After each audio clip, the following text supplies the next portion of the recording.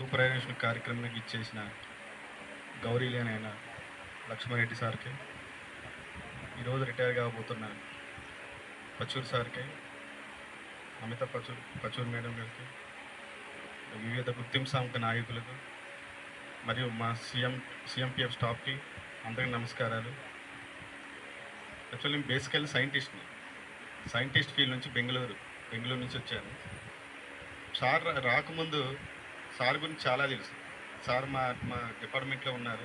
Sir ఐసా ఐసా ఐసా కరేగా, అప్పుడు మద్దతు నాయ కరేగా చాలా చెప్పారు మా డిపార్ట్మెంట్ నుంచి. బట్ ఇక్కడ నేను ఏప్రిల్లో జాయిన్ అయినా 2025.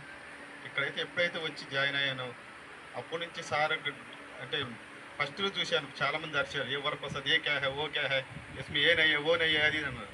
తర్వాత మేడం వచ్చినప్పట్లోనే ఆ భారతి మేడం వచ్చారా, సింపుల్ మాట. అదే రాఘవేంద్ర గారు వచ్చినప్పుడు ఏ సో లుకింగ్ నైస్ అనేవాళ్ళు.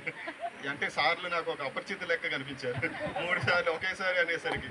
తర్వాత భయం వేసింది. తర్వాత సార్ చూసి భయం వేసేది. ఎందుకంటే సార్ కింద అంటే ఈ మన పరిస్థితి బట్టి, మన